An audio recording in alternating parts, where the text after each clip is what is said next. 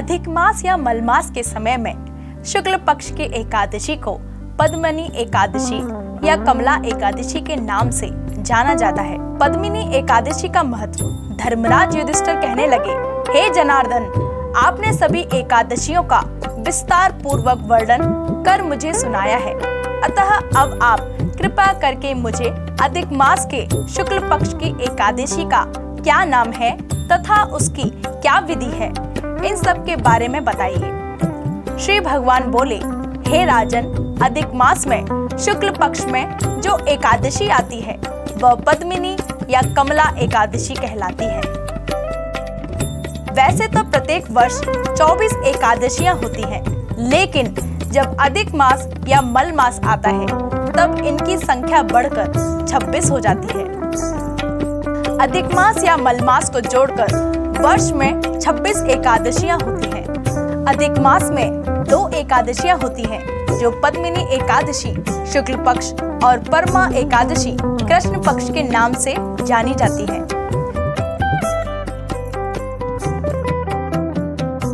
यह एकादशी करने के लिए दशमी के दिन व्रत का आरंभ करके कांसे के पात्र में जौ चावल आदि का भोजन करें तथा नमक न खाएं, भूमि पर सोएं और ब्रह्मचर्य व्रत का पालन करें।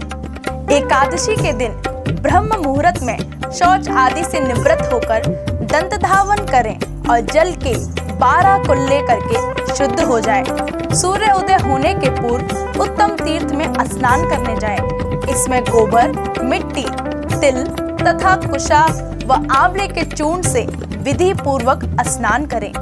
श्वेत वस्त्र धारण करके भगवान विष्णु के मंदिर जाकर पूजा अर्चना करें। भगवान श्री कृष्ण बोले, पुरुषोत्तम मास में अनेक पुण्यों को देने वाली एकादशी का नाम पद्मिनी है। इसका व्रत करने पर मनुष्य कीर्ति प्राप्त करके वैकुंठ को जाता है, जो देवताओं के लिए भी दुर्लभ है। हे राजन, ध्यान पूर्वक इस कथा को सुनो। त्रेता युग में है वंश में कृतवीर नाम के राजा महिष्मतीपुरी में राज्य करते थे। इनकी 1000 पत्नियां थी, किंतु संतान कोई नहीं थी जो राज्य संभाल सके। देवताओं, पितरों व साधुओं के निर्देशानुसार विभिन्न व्रतों के अनुष्ठान करने से भी उन्हें पुत्र की प्राप्ति नहीं हुई। तब राजा ने तपस्या करने का निश्चय किया। वह अपने मंत्री को संपूर्ण राज्य भार देकर राजसी वेश त्याग कर तपस्या करने चले गए। महाराज के साथ उनकी बड़ी रानी, जो कि इक्ष्वाकु वंश में उत्पन्न महाराज हरिश्चंद्र की कन्या पद्मिनी ने भी उनका अनुसरण किया। उन दोनों ने मंदरांचल पर्वत पर जाकर 10,000 वर्ष तक घनघोर तपस्या की।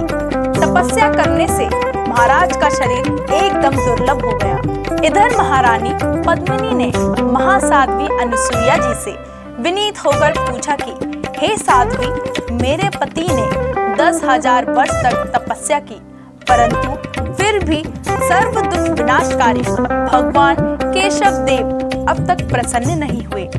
आप कृपा करके मुझे किसी ऐसे व्रत का उपदेश दीजिए कि जिसके पालन करने से भगवान श्री हरि प्रसन्न हो जाए एवं हमें राज चक्रवर्ती की तरह कीर्तिमान श्रेष्ठ पुत्र की प्राप्ति हो सके।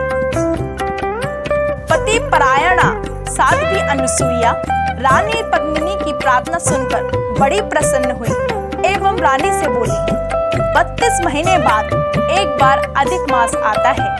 इस महीने में पद्मिनी एवं परमा नाम की 2 एकादशियां आती हैं।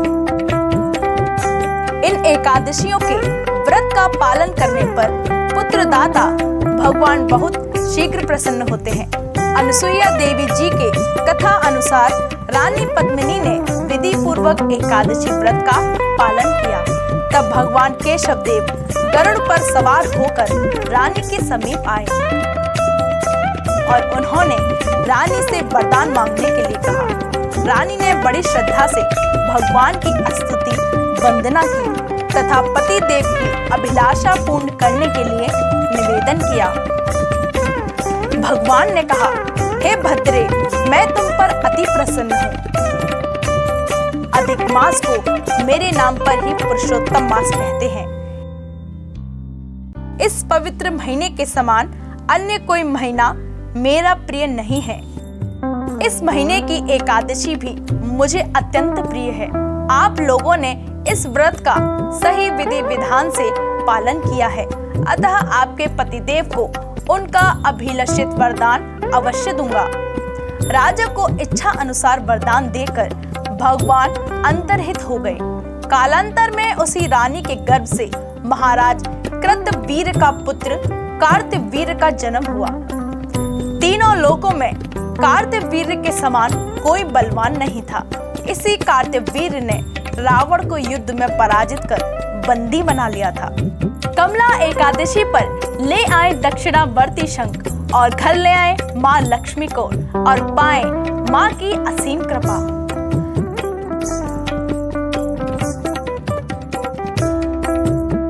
समुद्र देव द्वारा निर्मित इस तेजस्वी शंख को जो मनुष्य अपने घर और व्यापार स्थल के पूजा स्थान अथवा गल्ले तिजोरी में रखकर नित्य पूजन और दर्शन करता है, तो वहां से दरिद्रता, अभाव, असफलता और रोगों का समूल नाश होता है। यह शास्त्रोक्त सत्य है।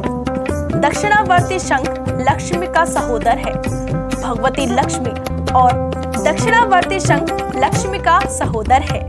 भगवती लक्ष्मी और दक्षिणावर्ती शंख दोनों की उत्पत्ति तीर्थराज सागर समुद्र से हुई, अतः समस्त ऐश्वर्य प्रदायिनी भगवती माँ लक्ष्मी को संपूर्ण रूप से आबद्ध करने की इच्छा रखने वाले को इस चमत्कारिक दैवीय वस्तु का उपयोग अवश्य करना चाहिए। शंख की महिमा और महत्व प्रत्येक अनुष्ठान में विशेष रूप से है। यह तो विष्णु के 4 आयुधों में प्रमुख है। प्रत्येक विशेष पूजा में शंख द्वारा अभिषेक का महत्व है। प्रत्येक पूजा में इसे पवित्र माना जाता है। शास्त्रों में वर्णन है कि यह उत्तम दक्षिणावर्ती शंख जिसके घर में रहता है वहां सब मंगल ही मंगल होते हैं। लक्ष्मी स्वयं स्थिर होकर निवास करती है तथा जिस घर में दक्षिणावर्ती शंख की पूजा होती है वह बहुत सौभाग्यशाली एवं धनपति बन जाता है। यह चंद्रमा और सूर्य के समान देव स्वरूप है। इसके मध्य भाग में वरुण, पृष्ठ भाग में ब्रह्मा और आम भाग में गंगा का निवास करते हैं और यह कुबेर स्वरूप है, अतः इसकी पूजा अवश्य करनी चाहिए। इसके दर्शन मात्र से सभी दोष नष्ट हो जाते हैं। दक्षिणावर्ती शंख का प्रयोग सभी प्रकार के दरिद्रता, दुख और अभाव को मिटाने में समर्थ है। भगवती लक्ष्मी के सभी प्रयोगों में दक्षिणावर्ती शंख प्रयोग ही प्रमाणिक और धन वर्षा करने में समर्थ है। अगर आप भी पाना चाहते हैं माँ लक्ष्मी की असीम कृपा तो घर ले आए दक्षिणावर्ती शंख और पाए माता लक्ष्मी की असीम कृपा। एकादशी के पारण का समय सुबह 5:39 से सुबह 8:21 तक।